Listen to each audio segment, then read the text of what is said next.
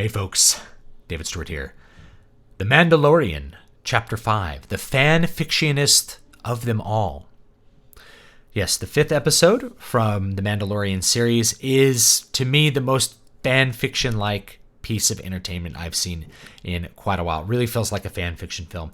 Now, before I get into that, let me just say that I see a lot of people in the comments calling this episode filler, and I think that's a totally appropriate way to view this episode. If you're expecting The Mandalorian to be one of these series that has this long, slowly developing story arc, if that's how it's supposed to be, then absolutely episode 4 and episode 5 are filler. But it could be that after the first 3 episodes, which kind of act as maybe a longer introduction to what's going on, we're moving into a more episodic direction with the series, and each episode will have its own condensed and encapsulated story. I actually prefer that very much to this long arc soap opera style of presenting stories, where you have just a tiny little bit of progress each episode, something kind of shocking to make you want to watch the next episode. I'm not a big fan of that. I like when things have a beginning, a middle, and end, and if I sit down to watch a piece of entertainment, I actually can watch a story rather than a tiny piece of it. So as a result, episodes 4 and 5 to me are much better than episodes 1, 2, 3, which are almost painfully boring. In fact, thinking about episodes 1, 2, 3, I think they could have been edited into maybe one double length pilot episode, an hour or so of introduction to the main theme of the story, ending with the Mandalorian escaping with Baby Yoda, and now we have episodes of Lone Wolf and Cub in space, which is fine, going off on different adventures. So yes, I do like episode 5 more than episodes 1, 2, 3. It would be filler if you're thinking of it as an arc, but it could be that we're just moving in more episodic direction. That doesn't mean that I think episode 5 is necessarily good. I'm still not a big fan of this. This episode really feels like a fan fiction film. Like a fan fiction film where they had access to sets and a budget in almost every way I can think of. It feels like a fan wrote it. And that's not usually a good thing.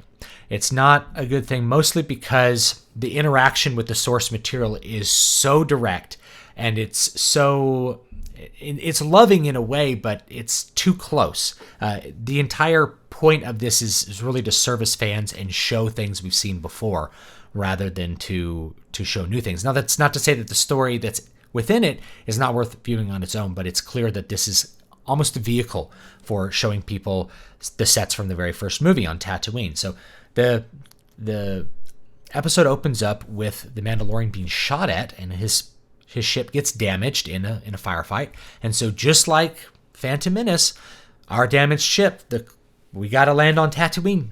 We got to land on Tatooine because we have a damaged ship. So we have the same setup from episode 1. He lands his ship, and of course he doesn't really have the means to pay for it, so we have a setup for him to go on an adventure to try to go acquire some money to pay for his ship to be fixed.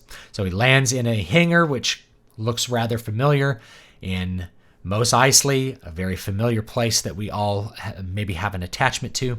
We have an actress from Strangers with Candy. I don't remember her name. She is just atrocious in this. She's so awkward. The acting is so hokey and so melodramatic, and the lines, the lines of dialogue are so direct, almost obtuse in the way that they present the story. It all feels very awkward, like a fan would write it. Like the fan is writing what they know about Star Wars as they're presenting it. Like they're enjoying writing an episode like it's a fan fantasy. We're going to land in Tatooine, and there's the little droids come out from episode 1, and then we get to go on a bounty hunting adventure in Tatooine. He goes into the cantina from the very first Star Wars movie, and I wonder where they got the set. Maybe it's like the cantina from Disneyland. Like maybe they went to Disneyland to shoot this. And instead of the bartender, it's a couple of the droids from Jabba's palace. They've been doing this the whole episode, but in this one, there is so much fan service just thrown at your face. We get these droids from, you're a feisty one, in the cantina. And I don't know. That's just, it felt like they just needed to put that set piece there. He happened to walk into a cantina to look for a job. And then we get to go on a really classic Western story, probably one you've seen before in dozens of other Westerns. You got to team up to go take down the outlaw and get the bounty. That's the setup for the story. but it also puts them on some familiar-looking little bikes. It puts them meeting the Sand People, which they call Tusken Raiders, a little more politically correct naming of them. But when I hear Tusken Raiders, I think like dudes from Italy, from Tuscany, you know. Anyway, so we have the Sand People, we have Tatooine. It's a set piece that is going to be really familiar to most Star Wars fans. And Tatooine's a planet that repeats on a lot of other media, so it's not like it's a bad choice. But it really, really felt like fan fiction. Now, as to the story, it's a competently told story, although I think the acting is really subpar in this episode. It's very on the nose, and what I mean by that is that the dialogue doesn't flow in any kind of hint of naturalness. It's not that, dialogue in a movie is not completely natural because it's not the way we normally speak. We normally speak in a way that's not completely fluid.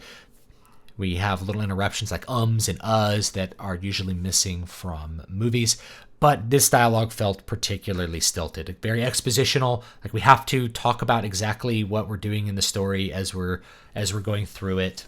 So I didn't like the dialogue, and the acting was generally what I would consider subpar. However, I think when we meet the other bounty hunter, this guy is trying to get into the Bounty Hunters Guild. He comes across, of course, as very awkward, but he doesn't really carry the performance correctly at the beginning. But he does a decent job at the end, I should say. The transformation of him to being more like a bloodthirsty betrayer towards the end is a little bit more convincing. So in general, it was okay. It was an okay episode. I'm glad that they had another enclosed story. It didn't feel too painfully slow-paced or painfully quick-paced or anything like that. It felt appropriately paced, and it's going through our familiar stuff. I think that's what a lot of fans want, is they want those callbacks to the old Star Wars stuff that they're familiar with rather than lots of new things. And I'm wondering if this series will ever really develop anything that's new. All we've seen so far is callbacks to what has been before, and really nothing that's all that new. Even Baby Yoda is just a Baby Yoda, right? Baby Yoda is a little bit out of the way in this episode, and I think for good reason. So I guess that's more or less what I think about it. The story's okay, but it's just not super well executed as far as the dialogue and acting goes. It seems pretty hokey. The music is again okay, like the fourth episode, but there's a point where he's talking to this lady from Strangers with Candy, where they have this staccato woodwind figure, which always shows up whenever there's supposed to be something silly or kid-like in score. So and it's just really awkward and hokey. That combination of her really kind of over-the-top acting with that little staccato woodwind figure just made it feel like I was watching a scene from a kid's show for a few minutes there. And maybe that's what we're watching. Maybe Mandalorian really is basically a kid's show, but it feels like there's a contrast with that, and then kind of the more gritty theme of going out into the desert. So thanks so much for watching this little one. Newest book is called City of Silver. I don't have a copy right in front of me. You can get that on Amazon. It's 99 cents. And next book is coming out Friday the 13th. It's called Eyes in the Wall. It's a great horror book. And of course, you can get my massive tome, which includes City of Silver, my newest book, for December only. It's called The Fantasy Christmas Spectacular 2019. It'll be gone come January. So check that out, and I will see you guys next time.